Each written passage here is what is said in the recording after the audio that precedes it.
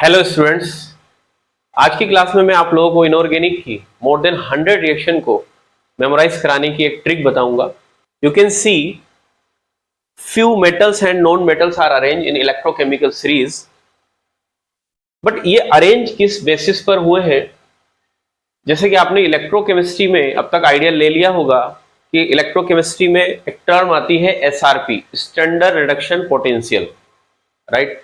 जिसका एसआरपी ज्यादा होता है उसकी इलेक्ट्रॉन को गेन करने की टेंडेंसी ज्यादा होती है, राइट। जिसका एसआरपी कम है उसकी इलेक्ट्रॉन को गेन करने की टेंडेंसी कम है, या यूं कहें कि उसकी इलेक्ट्रॉन डोनेट करने की टेंडेंसी कंपैरेटिवली ज्यादा है, राइट। तो एक्चुअल में जो ये एसआरपी जो इलेक्ट्रोकेमिकल सीरीज बनाई जाती है हाइड्रोजन को स्टैंडर्ड मान के, जहां हाइड्रोजन का जो एसआरपी होता है स्टैंडर्ड रिडक्शन पोटेंशियल वो 0 होता है। इसके रेस्पेक्ट में ही सभी मेटल और नॉन मेटल का आप एसआरपी डिटरमाइन करते हैं एक्सपेरिमेंटली, राइट, सेल का फॉर्मेशन करके। बट मैं यहां पे अब आपको एसआरपी बता के कंफ्यूज नहीं करूंगा। हो सकता है माइट बी पॉसिबल कि कुछ बच्चों को एसआरपी नहीं पता हो, राइट। तो एसआरपी बेसिकली बेटा क्या है, यहां पे आप एसआरपी को ऐसे समझेंगे कि एसआरपी का मतलब यह है कि जिसका एसआरपी ज्यादा, मैं यहां पे लिखता हूं कि जिसका एसआरपी ज्यादा होगा, इसका मतलब यह हुआ एसआरपी ज्यादा से मीनिंग क्या है स्टैंडर्ड रिडक्शन पोटेंशियल, कि उसकी इलेक्ट्रॉन गेनिंग टेंडेंसी ज्यादा है, राइट। क्या लिखें, this implies electron gaining tendency more, right. मतलब आप यू कह सकते हैं, यू कैन से कि मोर एसआरपी की तरफ जा रहे हैं। एसआरपी अगर बढ़ रहा है मतलब इलेक्ट्रॉन गेन टेंडेंसी बढ़ रही है, राइट। और अगर एसआरपी कम है मतलब आप कम एसआरपी की ओर जा रहे हैं, वैल्यू है, न्यूमेरिकल वैल्यू है। अगर आप कम एसआरपी की तरफ जा रहे हैं तो मतलब यह है कि उसकी इलेक्ट्रॉन लूजिंग टेंडेंसी बढ़ रही है। इलेक्ट्रॉन लूजिंग टेंडेंसी क्या हो रही है, बढ़ रही है, इंक्रीज हो रही है, राइट। तो यहां पे ये जो आपके सामने मेटल और नॉन मेटल को अरेंज किया गया है, तो आप देख सकते हैं कि यहां से कलर चेंज कर लेते हैं हम। तो यू कैन सी कि फ्रॉम टॉप टू बॉटम, यहां से अपन नीचे जाए। अच्छा, इसका मैं एसआरपी अगर लिखूं, लाइट कलर आ रहा है, अगर मैं इसका एसआरपी लिखूं लिथियम का, तो ये होता है -3.05। कितना होता है, -3.05 माइनस में स्टैंडर्ड रिडक्शन पोटेंशियल लिथियम का। तो अगर आप मूव करेंगे टॉप टू बॉटम और इस तरह से, फिर यहां से यहां इस तरह से जाएंगे और फाइनली इस तरह से, राइट, ऐसे मूव करना है हमें। तो हम देखेंगे कि एसआरपी जो है कंटिन्यूसली क्या होता जा रहा है, इंक्रीज होता जा रहा है। तो अगर हम हाइड्रोजन तक पहुंचेंगे, देखो यहां माइनस में था, हाइड्रोजन तक पहुंचते पहुंचते एसआरपी क्या हो जा रहा है, 0, मतलब बढ़ता जा रहा है। माइनस से कहां पहुंच गया, 0 पर, राइट।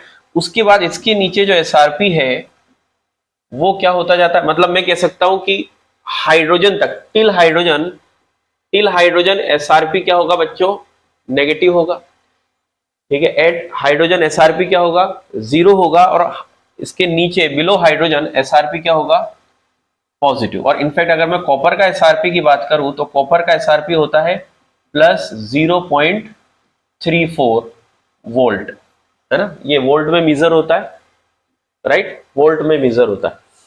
तो अब यहां पे मैं इसको एब्रीवेट कर, बिल्कुल छोटा कंप्राइज वे में बता रहा हूं कि हाइड्रोजन के ऊपर जितने भी मेटल्स हैं उनकी इलेक्ट्रॉन देने की टेंडेंसी ज्यादा, जैसा कि मैंने लिखा कि एसआरपी अगर ज्यादा है तो इलेक्ट्रॉन गेन करने की टेंडेंसी ज्यादा होगी, और एसआरपी कम अगर हो रहा होगा तो इलेक्ट्रॉन लूज करने की टेंडेंसी ज्यादा है। तो आप देखो अगर आप नीचे जा रहे हो तो इलेक्ट्रॉन को गेन करने की टेंडेंसी बढ़ रही होगी। मैं आपसे फिर बोल रहा हूं, यहाँ पे ये ऊपर से नीचे जाने पे एसआरपी बढ़ रहा है। और अगर हम हाइड्रोजन से ऊपर देखें तो हाइड्रोजन से ऊपर की तरफ जाएंगे हम, अगर हाइड्रोजन से ऊपर जाएंगे PbSn इस तरह से ऊपर की तरफ, तो इलेक्ट्रॉन को एसआरपी कम होगा और इलेक्ट्रॉन को लूज करने की टेंडेंसी बढ़ेगी, राइट है, यहां तक कोई डाउट नहीं है। हाइड्रोजन के नीचे बात करेंगे तो इनकी जो है copper, Hg, Ag, Pt, Au, और इनके बीच बीच में देखिए मैंने कुछ नॉन मेटल्स भी डाल दिए, I2, कॉपर Hg के बीच, AgPt के बीच Br2, इनके बीच में डाल दिए Cl2O2, है ना, ये इंक्रीजिंग ऑर्डर है SRP का। तो यहां इनकी पॉजिटिव वैल्यू है, इनकी इलेक्ट्रॉन गेनिंग टेंडेंसी है, इलेक्ट्रॉन गेन करते हैं और इसके ऊपर वाले इलेक्ट्रॉन को क्या करते हैं, लूज करते हैं। ओवरऑल हमें इतना ही ध्यान रखना है कि लिथियम से लेके हाइड्रोजन तक इलेक्ट्रॉन गेनिंग टेंडेंसी बढ़ती है, या यूं कहे कि इलेक्ट्रॉन लूजिंग टेंडेंसी कम होती है, राइट, जबकि हाइड्रोजन से नीचे जाने पर इलेक्ट्रॉन गेनिंग टेंडेंसी बढ़ती है और इलेक्ट्रॉन लूजिंग टेंडेंसी कम होती है। ये आपको ध्यान में रखना है। अगर आपको याद है तो इस चैप्टर, ये जो मैं टॉपिक बता रहा हूं, बहुत सारी रिएक्शन है वो आपको याद हो जाएगी। रिएक्शन या dissolution of metal and non metal, मतलब कौन सा मेटल और कौन सा नॉन मेटल किस एसिड में घुलेगा या नहीं घुलेगा, वो फिर हमें पता पड़ जाएगा, राइट। तो अब आगे मैं बताने जा रहा हूं इसका रिएक्शन वाला पार्ट। देखिए, बहुत ध्यान से देखेंगे। तो सबसे पहले मैं एसिड जो है, पहली बात तो यहाँ पे एसिड कौन से लेंगे, यहाँ दो तरह के हम एसिड लेंगे। पहला एसिड लेंगे बच्चों रिएक्शन विद, फर्स्ट है reaction with non oxidising acid.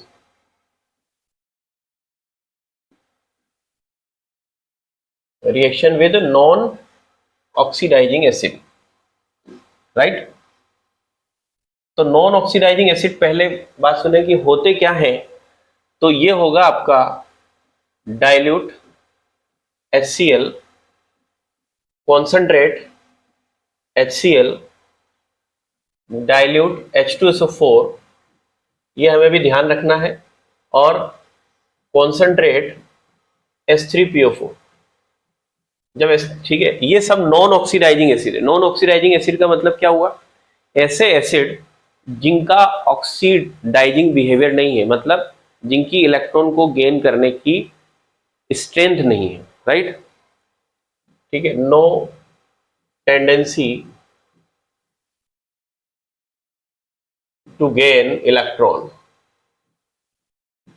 Electron gain नहीं कर सकते, मतलब ये खुद का रिडक्शन नहीं कर सकते। क्लियर है,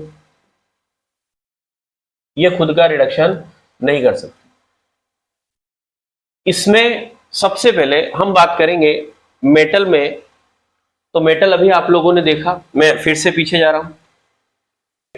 तो इन दोनों को छोड़ के, जिनको मैंने अभी एक्सेप्शन कहा, जितने भी ऊपर के जो मेटल्स होंगे वो क्या करेंगे, वो एबो हाइड्रोजन की कैटेगरी में चले जाएंगे। मैं दो कैटेगरी बना रहा हूं, और हाइड्रोजन के नीचे की दूसरी कैटेगरी, तो दो कैटेगरी होगी मेटल की यहाँ, राइट है। हाइड्रोजन के नीचे ये वाले जिनको मैंने ब्लैक बैकग्राउंड के साथ में रख रखा है, और इनफैक्ट आप नॉन मेटल भी आप ले सकते हैं, राइट। तो यहाँ पे अगर आप देखेंगे तो मैंने क्या किया कि मेटल एबो हाइड्रोजन, हाइड्रोजन के एबो जो मेटल होगा, और एक दूसरा case metal below hydrogen, right.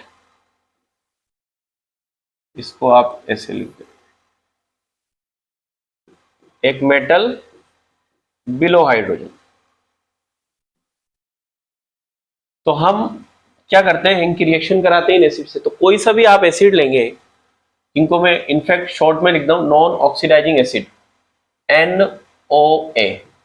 तो नॉन ऑक्सीडाइजिंग एसिड, NOA मतलब नॉन ऑक्सीडाइजिंग एसिड, इनसे अगर मैं रिएक्ट कराऊं, इसको भी मैं नॉन ऑक्सीडाइजिंग एसिड से रिएक्ट कराऊं, तो क्या होगा, तो मेटल जो हाइड्रोजन के ऊपर है उसकी इनफैक्ट रिएक्टिविटी ज्यादा है, मतलब रिएक्टिविटी इन टर्म्स ऑफ कि उसकी इलेक्ट्रॉन डोनेटिंग टेंडेंसी ज्यादा है, जैसा कि मैंने अभी आपसे कहा, राइट। ऊपर वालों का SRP नेगेटिव है, मतलब वो इलेक्ट्रॉन देने में इंटरेस्टेड है, राइट। तो जबकि मेटल बिलो हाइड्रोजन है, दे आर लेस इंटरेस्टेड और no more interested to level the electron. तो ये इलेक्ट्रॉन अवेलेबल नहीं कराते क्योंकि SRP इनका पॉजिटिव है। इनका SRP क्या है, पॉजिटिव, जबकि इसका SRP क्या है, नेगेटिव। तो अब ये कम रिएक्टिव है, ज्यादा रिएक्टिव है, तो होगा क्या कि ये रिएक्ट तो करना चाहेगा बट ये रिएक्ट करने में असमर्थ है, ऐसा बोल सकते हैं। अब अगर ये इलेक्ट्रॉन देना चाहेगा तो इसको इलेक्ट्रॉन लेना चाहिए। और जैसा कि मैंने अभी आपको बोला कि नॉन ऑक्सीडाइजिंग है, ये इलेक्ट्रॉन लेता ही नहीं। अब क्या करें? तो इसमें होता क्या है कि जितने भी एसिड हैं इनमें वाटर तो है, ये सबके सब क्या है? एक्वस सॉल्यूशन है। और अगर एक्वस सॉल्यूशन है मतलब वाटर है, और वाटर है तो उसमें वाटर क्या होता है? उसका Kw 10⁻⁻14, तो आयनाइज भी होता है, तो उसमें H+ आयन भी होंगे।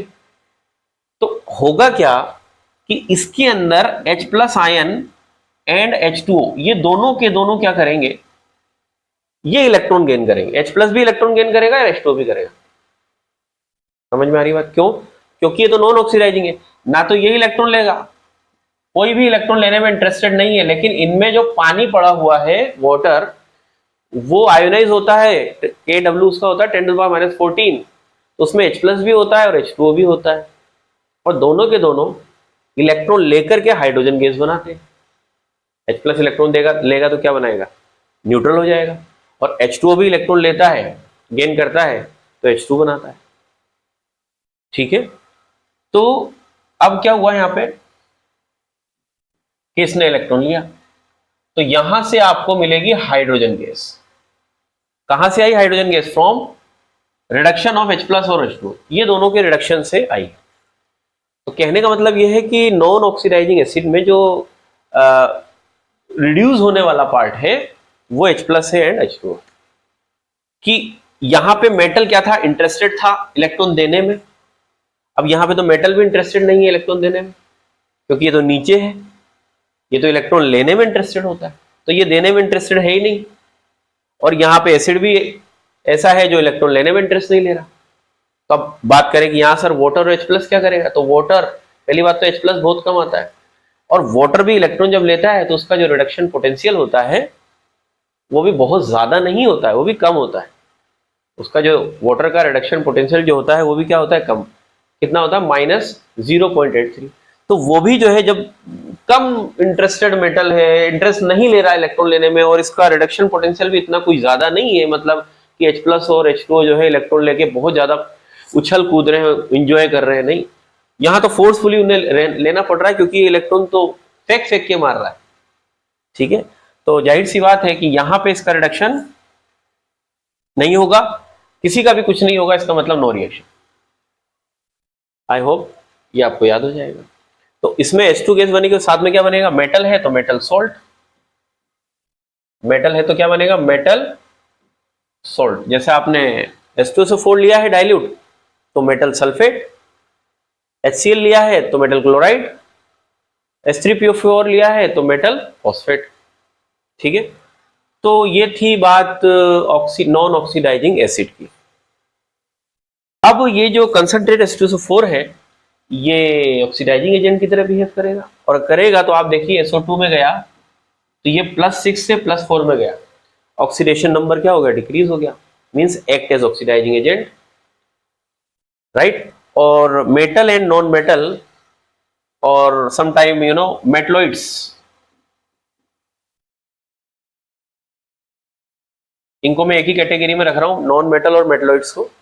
ये सब के सब क्या हो जाएंगे? आपके ऑक्सीडाइज हो जाएंगे, क्योंकि ये ऑक्सीडाइजिंग एजेंट है तो इसका रिडक्शन होगा, और तो ये क्या होगा फिर? रिड्यूसिंग एजेंट है तो इसका क्या होगा?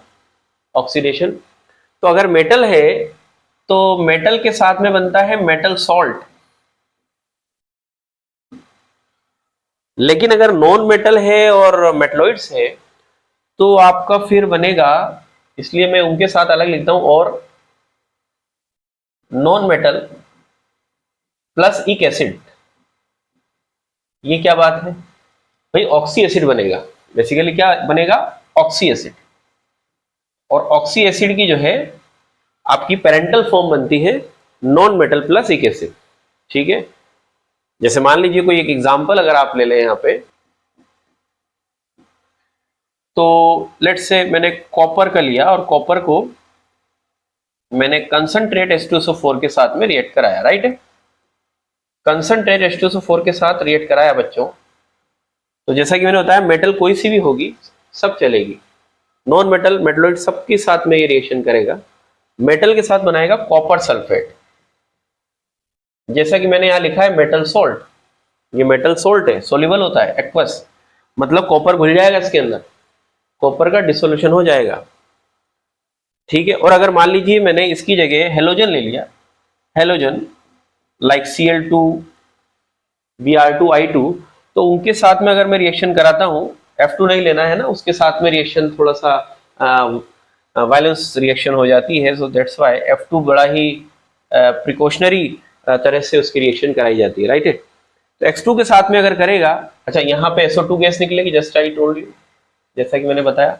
तो यहाँ पे ये है कॉपर मेटल है और ये है आपका नॉन मेटल हेलोजन, राइट है। X2 मीन्स हेलोजन, मतलब Cl2 Br2 या फिर I2।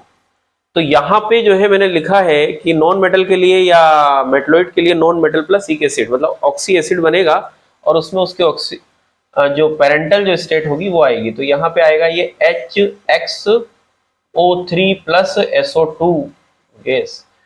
HXO3 जानते होंगे आप, जैसे अगर क्लोरीन है तो क्लोरिक एसिड, ब्रोमीन है तो ब्रोमिक एसिड, आयोडीन है तो आयोडिक एसिड,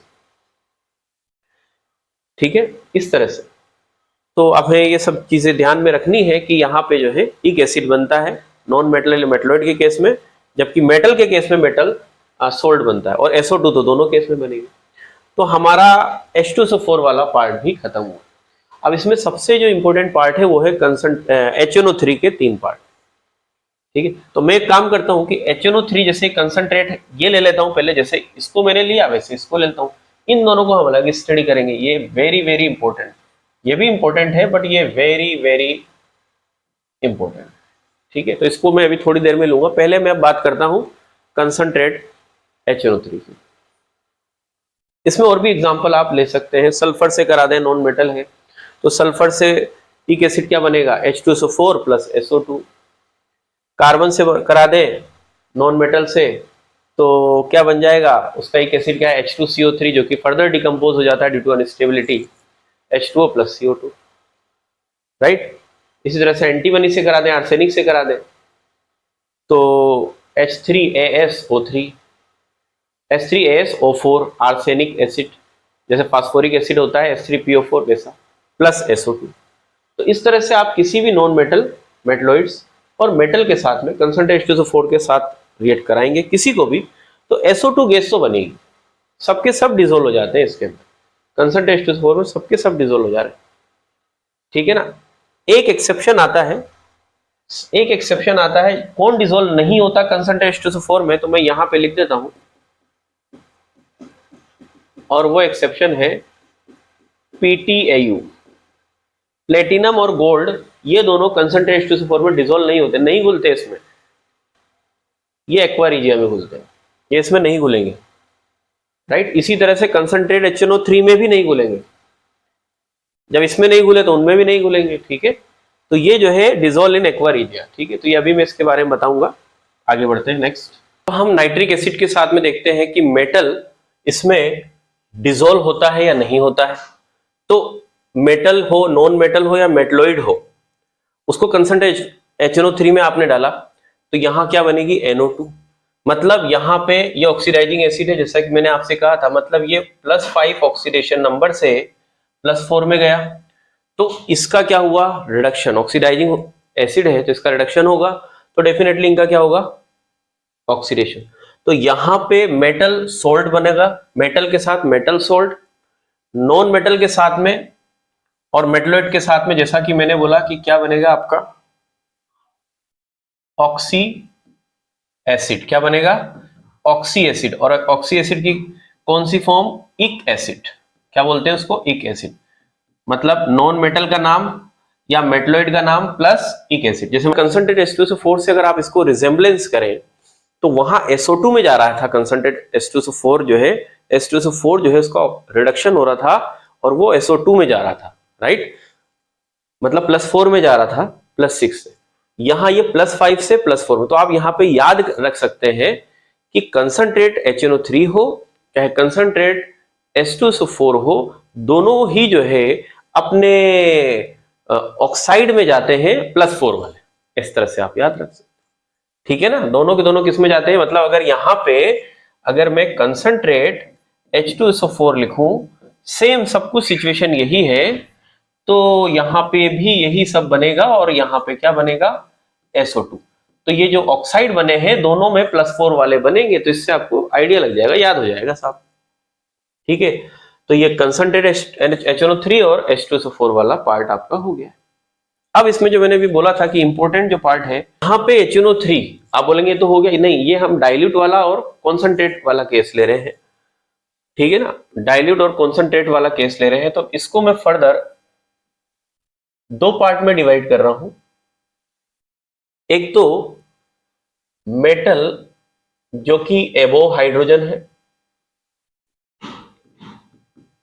और एक मेटल जो कि क्या है, बिलो हाइड्रोजन है।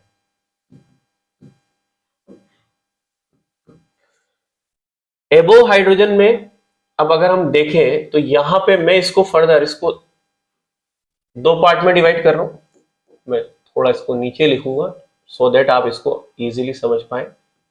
तो एक बार मैं इसकी रिएक्शन कराऊंगा डाइल्यूट HNO3 से, और एक बार मैं इसकी रिएक्शन कराऊंगा वेरी डाइल्यूट HNO3 से। ठीक है, तो डाइल्यूट HNO3 से हम जो रिएक्शन कराएंगे और एक बार वेरी डाइल्यूट से, और इसमें भी देखेंगे तो यहां भी हम ये आगे लिख देते हैं, इसको भी डाइल्यूट से कराएंगे और इसको वेरी डाइल्यूट से। तो पहले इसको समझते हैं अपन मेटल को, फिर अपन नॉन मेटल पे आते हैं। तो यहां पे ध्यान से समझें आप कि डाइल्यूट, देखो पहली बात तो ये कि मेटल एबोव हाइड्रोजन जो है उसकी रिएक्टिविटी सबसे ज्यादा है, SRP नेगेटिव है, तो इसकी इलेक्ट्रॉन लूज करने की टेंडेंसी सबसे ज्यादा है, देन इसकी है, और उसके बाद में नॉन मेटल की, क्योंकि नॉन मेटल तो इलेक्ट्रॉन गेन करने की टेंडेंसी रखता है, इलेक्ट्रॉन गेन करने में इंटरेस्ट रखता है, जबकि ये इलेक्ट्रॉन लूज करने में, और ये वाला भी इलेक्ट्रॉन गेन करने में हाइड्रोजन के नीचे। ठीक है, तो अब इसको भी हम 2 पार्ट में डिवाइड कर दिया कि एक बार डाइल्यूट HNO3 से किया और एक बार वेरी डाइल्यूट से। तो अगर हम देखें कि डाइल्यूट के अंदर डाइल्यूट HNO3 में HNO3 का कंसंट्रेशन ज्यादा होगा या अमाउंट ज्यादा होगा या इसमें होगा, जाहिर सी बात है HNO3 इसमें ज्यादा होगा, इसमें कम होगा। भाई वेरी डाइल्यूट का मतलब पानी ज्यादा डाल दिया, वाटर ज्यादा डाल दिया, तो HNO3 इसमें कम है, इसमें HNO3 ज्यादा है। करेक्ट है। तो ये बताइए कि मेटल जो है उसको इसमें HNO3 ज्यादा मिलेंगे, इसमें मिलेंगे, डेफिनेटली इसमें HNO3 ज्यादा है, इसमें HNO3 कम है। और अगर HNO3 इसमें कम है और इसमें अगर HNO3 ज्यादा है, तो आप खुद सोचिए कि इलेक्ट्रॉन लेकर के कौन लोअर ऑक्सीडेशन नंबर में जाएगा। क्योंकि देखो यहां पे HNO3 कम है, तो पर head HNO3 more number of electron will receive because less number of HNO3 are available, right? यहाँ पे per head of HNO3 जो है वो less number of electron ले पाएगा, because यहाँ पे more number of HNO3 है, यहाँ ज्यादा HNO3 है, यहाँ कम है, तो ये कम ले पाएंगे। Are you getting? तो ये वाला जो है ये कन्वर्ट हो जाएगा मेटल सोल्ट, तो बनना ही है, या मेटल नाइट्रेट, सोल्ट बोलो या नाइट्रेट, यहां भी मेटल नाइट्रेट बनेगा,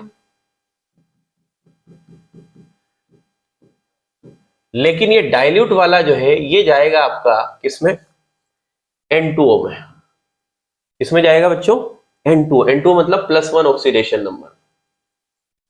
और वेरी डाइल्यूट HNO3 वाला जो है और नीचे जाएगा, क्योंकि अभी मैंने आपसे कहा कि जो HNO3 है उसके नंबर कम है, तो पर हेड मतलब पर हेड ऑफ HNO3 मतलब पर member of HNO3 will receive more number of electron, क्योंकि HNO3 कम है, यहाँ ज्यादा है, तो इनको ज्यादा इलेक्ट्रॉन मिलेंगे, तो ज्यादा ये रिड्यूस होंगे। तो ये रिड्यूस होकर के ये इस केस में मैं लिख रहा हूं, ये पहुंच जाता है बच्चों NH3, मतलब ये -3 में इतना इलेक्ट्रॉन ले लेता है। आप खुद सोचो कि जबरदस्त चेंज आ रहा है। सोचिए, आप जरा ध्यान से देखो कि यहाँ पे ये नाइट्रोजन +5 से ये +1 में गया, और यहाँ पे +5 से -3 में गया। आप देखो कितना इलेक्ट्रॉन गेन किया, 8 इलेक्ट्रॉन गेन किया है, +5 से -3, यहाँ +5 से +1, वहां 4 इलेक्ट्रॉन गेन किया। तो आप समझ भी जाए कि यहाँ पे लेस नंबर ऑफ HNO3 है, तो पर हेड को ज्यादा इलेक्ट्रॉन मिलेगा तो लोअर में जाएगा। लेकिन ये फाइनल प्रोडक्ट नहीं होता है, एक्चुअली में ammonia is nothing but A base, और ये एसिड है HNO3, तो HNO3 के साथ ये फर्दर रिएक्ट कर लेगा, ये हमारा फाइनल प्रोडक्ट नहीं होता, ये दोनों रिएक्ट करके और बना देते हैं ammonium nitrate, acid base reaction. ये एसिड बेस रिएक्शन हो जाती है, ये एसिड है। Is it clear? Below hydrogen अगर होंगे, हाइड्रोजन के नीचे वाले, वो कम इंटरेस्टेड हैं, वो देना ही नहीं चाहते इलेक्ट्रॉन, इसके कंपैरिजन में इलेक्ट्रॉन कम देने में इंटरेस्टेड है। तो ठीक है, डाइल्यूट HNO3 के साथ तो हो जाएगा काम। तो डाइल्यूट HNO3 में क्या होगा कि अब ये बोल रहा है कि ये तो इलेक्ट्रॉन देने में इंटरेस्टेड कम है, तो मैं ज्यादा लोअर तक नहीं जा सकता, जैसा कि वो N2O तक गया, तो वो N2O तक +1 में गया है, तो ये यहां जो है एक तो बनेगा मेटल नाइट्रेट, बट ये ज्यादा इंटरेस्टेड नहीं है उसमें, जैसा वो N2O +1 तक गया, तो ये +1 तक नहीं जाएगा बच्चों, ये जाएगा NO, यानी ये +2 में जाएगा। देखो ना, ये जो है +5 से +2 में जा रहा है, मतलब 3 इलेक्ट्रॉन गेन किया, और वो वाला +5 से +1 में गया 4 इलेक्ट्रॉन। समझ पा रहे हैं? क्योंकि वो मेटल एबोव था, वो मोर रिएक्टिव था, तो वो इलेक्ट्रॉन देने में ज्यादा इंटरेस्टेड कर रहा था, इसलिए उसको 4 इलेक्ट्रॉन दिया और इसने 3 इलेक्ट्रॉन दिया, सो दैट ये +5 से +2 में चला। वेरी डाइल्यूट में HNO3 है ही नहीं, बिल्कुल ना के बराबर में, और ये इंटरेस्टेड भी नहीं है, तो ये रिएक्शन नहीं होगी। ठीक है ना? फिर से सुनेंगे, बहुत कम है, बहुत कम है, ये देने में इंटरेस्टेड नहीं है, तो फिर रिएक्शन नहीं होगी। राइट? इसमें अगर हम रिएक्शन कराएं, इससे क्या हो रहा है,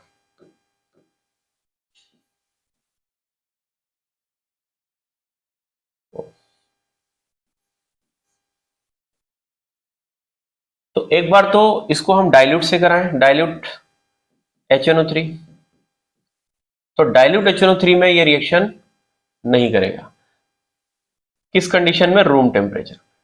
लेकिन अगर आप इसको डाइल्यूट HNO3 से, क्योंकि कंसंट्रेट के साथ मैं बता ही चुका हूं, लेकिन डाइल्यूट HNO3 से अगर आप हाई टेम्परेचर, ये हीट है, ये हीट का सिंबल है, हाई टेम्परेचर पे करते हैं तो रिएक्शन होगी, और रिएक्शन बिल्कुल कैसी होगी, जैसे कि मेटल बिलो हाइड्रोजन में डाइल्यूट HNO3 नहीं की, सेम वही रिएक्शन होगी। यहाँ पे मेटल नाइट्रेट बन रहा था और यहाँ पे आपका ऑक्सी एसिड बनेगा, ये फर्क है। और NO जैसा बन रहा था, यहां भी क्या बनेगा? NO। तो ये आपकी HNO3 के साथ सारी रिएक्शन ऑलमोस्ट कंप्लीट हो गई है। तो ध्यान में रखें, ये बहुत सारी रिएक्शन आपने याद कर ली। कई क्वेश्चन पूछा जाता है किसमें NO गैस बनेगी, किसमें NO2 गैस बनेगी, किसमें SO2 गैस बनेगी, किसमें हाइड्रोजन गैस बनेगी। तो इंटीजर टाइप के क्वेश्चन, कॉम्प्रहेंशन टाइप के क्वेश्चन, ठीक है, या फिर कॉलम मैचिंग के क्वेश्चन बहुत यहां से बनते हैं, तो इसको आपको ध्यान में रखना है। राइट? अब हम कुछ इसके एक्सेप्शन की बात करते हैं। सारी रिएक्शन मैंने आपको बता दी है, अब हम एक्सेप्शन वाले सेगमेंट पर आते हैं। तो एक्सेप्शन नंबर फर्स्ट, याद करें मैंने आपको शुरू में एक टेबल बताई थी, देखिएगा ध्यान से, ये रही। इसमें मैंने टिन और पीबी को पिंक कलर किया हुआ अलग से। तो टिन और पीबी एक्सेप्शन था, मैंने आपको कहा भी था। इनको आपको मतलब ऐसा समझ सकते हैं कि हाइड्रोजन के ऊपर वाले अगर मैंने कहीं लिखा है, तो इसका मतलब आप टिन और पीबी को वहां पे छोड़ दें, वो एक्सेप्शन वाला पार्ट है। ठीक है?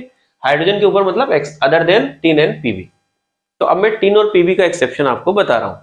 तो वो एक्सेप्शन क्या है, तो वो आप देखें। एक्सेप्शन नंबर 1 है कि जो टिन है, इसका एक्सेप्शन क्या है कि अगर आप इसको कंसंट्रेट HNO3 से करते हैं, मैं पहले एक बार लिख देता हूं बच्चों,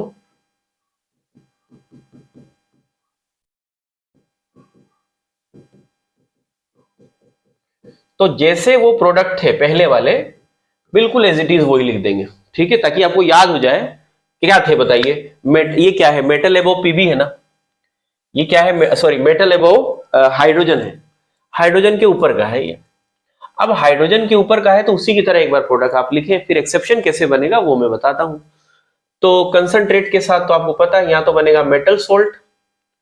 मेटल सोल्ट क्या बनेगा बताइए जरा, फटाफट बताएं। यानी SnNO3 whole twice plus NO2 gas बनती है कंसंट्रेट के साथ।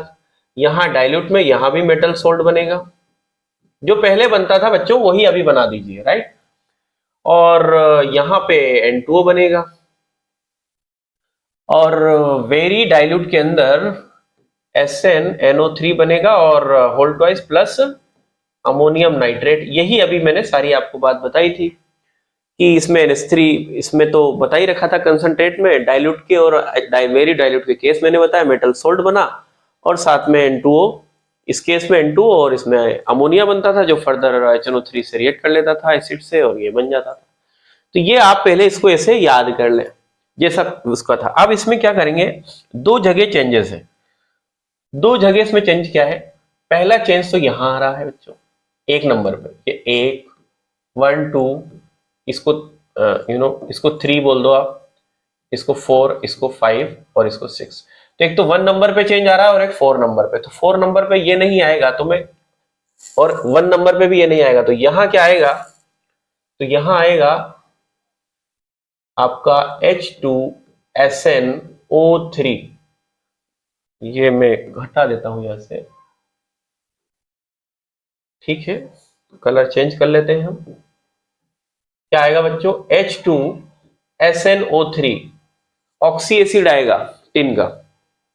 मतलब ये यहां पे किसकी तरह काम कर रहा है कंसंट्रेट में, नॉन मेटल की तरह, क्योंकि नॉन मेटल में ऑक्सी एसिड बना था, ठीक है। ये सब गैस है, ये सॉल्ट है, सॉलिड। इसमें क्या चेंज आएगा, मतलब ये नहीं आएगा, है ना।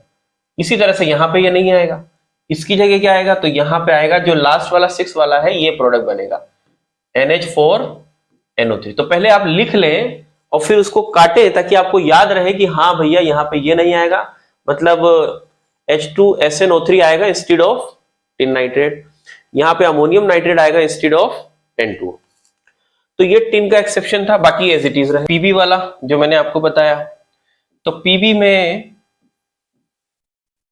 कॉन्सेंट्रेट वाला तो वही रहेगा, कॉन्सेंट्रेट में इसमें कोई चेंज नहीं है। जो पहले था कॉन्सेंट्रेट HNO3 के साथ में जो बनता था इनके साथ में, बाकी जो मेटल थे हाइड्रोजन से ऊपर वाले, वैसा ही बिहेवियर है कंसंट्रेट HNO3 के साथ।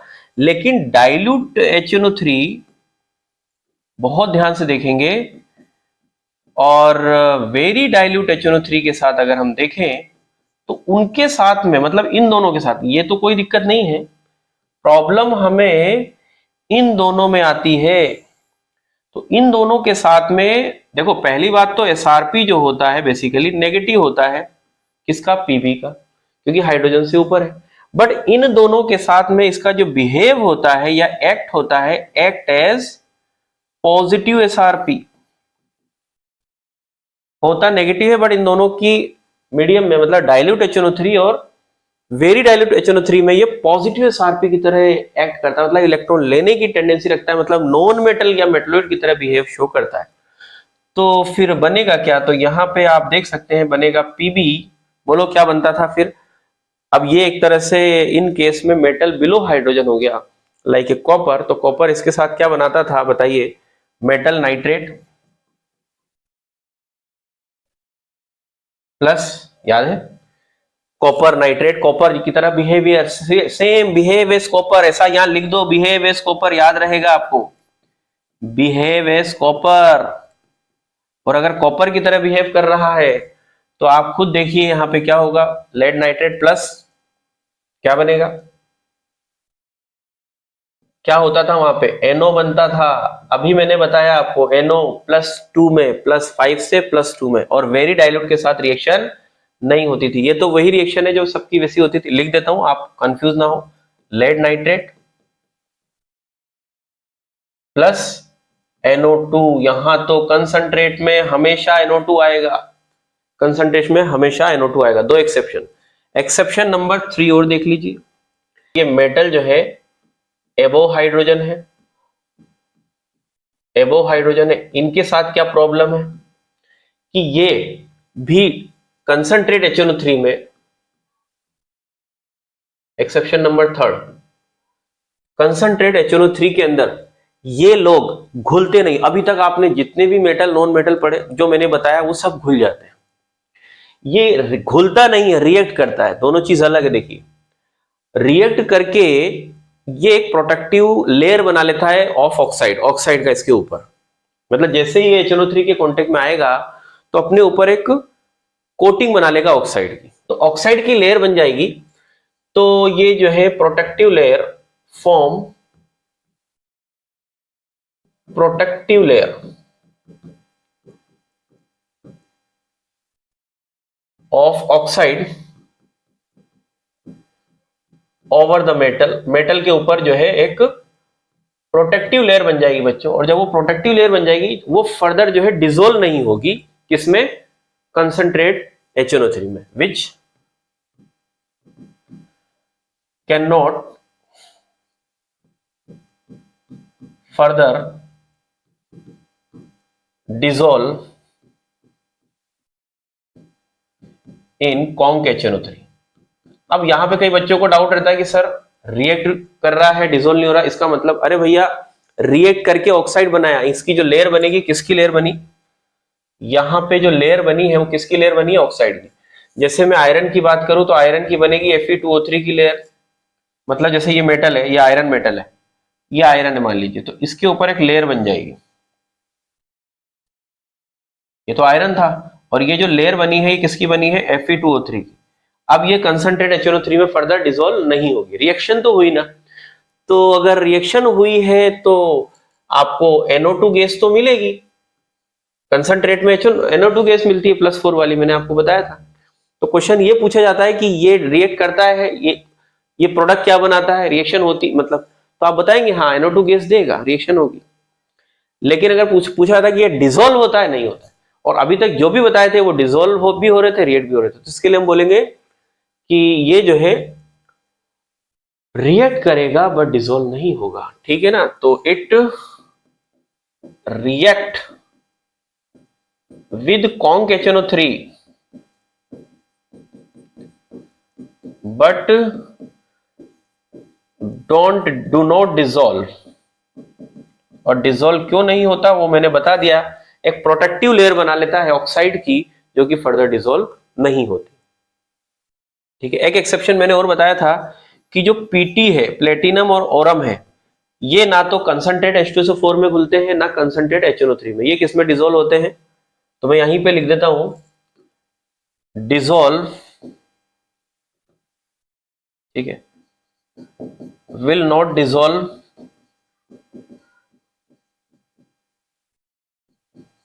इन concentrate H2SO4 and concentrate HNO3 but dissolve in aqua regia, dissolve in aqua, ये A है ना, aqua regia। aqua regia जो है मिक्सचर होता है HCl और HNO3 का 3:1 मोलर रेशो में, उसके बारे में ही बताता हूं, उसमें क्यों डिसॉल्व होता है वो भी पूछा जाता है, कैसे डिसॉल्व होता है। तो aqua regia बेटा HCl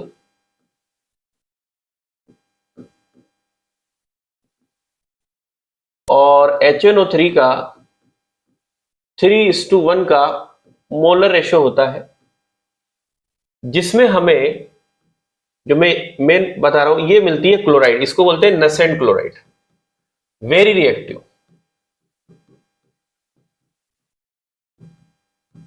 इतना पावरफुल ऑक्सीडाइजिंग एजेंट होता है इसमें से, बाकी और भी रिएक्शन है, बैलेंस करने की नीड नहीं है। तो ये जो क्लोरीन, नेसेंट क्लोरीन निकलेगी, अब जैसे ये है आपका PT, तो ये क्लोरीन के साथ में रिएक्ट करेगी और ये बनाएगी PtCl6-2 एक्वस। ये घुल जाएगी किसमें, एक्वा रीजिया में। एक्वस सॉल्यूशन होता है, ये बना करके घुल जाएगी, इस फॉर्म में नहीं घुलेगी, ये कॉम्प्लेक्स बना के घुल जाती है। तो ऑक्सीडेशन नंबर है वो +4 होता है। इसी तरह से जो गोल्ड है, वो गोल्ड ना तो HNO3 में घुलेगा और ना आपका H2SO4 में नहीं घुलता, उसको अगर आप एक्वा रीजिया में आपने डाल दिया तो वो गायब हो जाएगा उसके अंदर, ठीक है। तो गोल्ड भी कैसे रिएक्शन करके, AuCl4 -1, तो ये +3 ऑक्सीडेशन नंबर में होता है, +3 में, और इसका कोऑर्डिनेशन नंबर 4 होता है। इस तरह से ये घुल जाता है, ठीक है। एक लास्ट एक्सेप्शन आप और देखेंगे, जो भी है इसका 5 नंबर का, जिसमें कि मैग्नीज और मैग्नीशियम, इसको अगर आप वेरी वेरी डाइल्यूट HNO3, कभी कभी इस पे क्वेश्चन पूछ लेता है, इससे रिएक्ट कराते हैं, इसमें 2% HNO3 होता है, बहुत कम। तो 2% अगर HNO3 किसी में है तो ये एक तरह से नॉन ऑक्सीडाइजिंग हो गया। 2% HNO3 का मतलब वो क्या हो गया, नॉन ऑक्सीडाइजिंग, और नॉन ऑक्सीडाइजिंग एसिड हो गया, राइट। तो आप बोलेंगे जो वेरी डाइल्यूट था वो क्या था, उसमें मोर देन 6% HNO3 था, तो वो सफिशिएंट होता है ऑक्सीडाइज करने के लिए ये कि, लेकिन ये वेरी वेरी डाइल्यूट HNO3 मतलब 2% HNO3, इस पे क्वेश्चन पूछा जाता है। तो वेरी वेरी डाइल्यूट HNO3 जो है एक तरह से नॉन ऑक्सीडाइजिंग एसिड है, और नॉन ऑक्सीडाइजिंग एसिड के अंदर मैंने आपको बताया हुआ है कि उसमें H2O और H+ जो है वो ऑक्सीडाइजिंग पार्ट होता है, जो कि इलेक्ट्रॉन लेकर के, देखिए इनका SRP नेगेटिव है, इलेक्ट्रॉन लेकर के वो हाइड्रोजन गैस बनाएगा। तो आपकी यहाँ पे हाइड्रोजन गैस लिबरेट होगी और यहाँ पे क्या बनेगा, मेटल नाइट्रेट बन जाएगा। तो यहां ध्यान रखेंगे कि HNO3 के साथ में ये हाइड्रोजन गैस देगा मैग्नीज और मैग्नीशियम, मैग्नीज और magnesium very very dilute HNO3 के साथ में हाइड्रोजन गैस देगा। तो इस तरह से आपने न जाने कितनी रिएक्शन, आप ये समझ सकते हैं कि मोर देन 100 मतलब 200 के आसपास रिएक्शन हो गई है। एक आपने पढ़ा नॉन ऑक्सीडाइजिंग एसिड के साथ में, नॉन ऑक्सीडाइजिंग एसिड 4 टाइप के, अब इतने सारे मेटल नॉन मेटल उनके साथ में, मतलब एबो हाइड्रोजन के साथ में आपने देखी रिएक्शन कितनी सारी होगी, है ना। और बिलो हाइड्रोजन वाली रिएक्शन नहीं देते नॉन ऑक्सीडाइजिंग एसिड के साथ। फिर ऑक्सीडाइजिंग एसिड में मैंने आपको बताया, ऑक्सीडाइजिंग में कंसंट्रेट H2SO4 को बताया, कंसंट्रेट HNO3 को बताया, ठीक है। उसमें +4 वाला ऑक्साइड बनता है H2SO4 के साथ SO2, कंसंट्रेट HNO3 के साथ NO2। फिर मैंने डाइल्यूट HNO3 का केस बताया, डाइल्यूट HNO3 और वेरी डाइल्यूट HNO3। उसमें मैंने मेटल के साथ एबो मेटल, एबो हाइड्रोजन और बिलो हाइड्रोजन बताया, नॉन मेटल और मेटलॉइड के साथ बताया, ठीक है। तो बहुत सारी reaction, there are so many reaction, तो वो हमने आसानी से हमें याद हो जाएंगी अगर आप सिस्टमेटिक देखेंगे। देखिए मैंने इसीलिए धीरे पढ़ाया है ताकि आप इस रिएक्शन को, मतलब मैं बहुत तेजी से अगर ये बता सकता था, एनर्जी के साथ भी मैं बता सकता था, लेकिन समझ में नहीं आता है, ठीक है। तो आप इसको अच्छे से समझें, ठीक है, और एक बार नहीं 2 बार नहीं, अच्छे से उसको लिखेंगे और उसको याद करेंगे तो डेफिनेटली ये बहुत सारी रिएक्शन, इनमें से 1-2 रिएक्शन तो आपकी आ ही जानी है, ठीक है। तो आज तक के लिए इतना ही, thank you, wish you all the best, और चैनल को सब्सक्राइब करें, इतनी ही आपसे रिक्वेस्ट है, थैंक यू।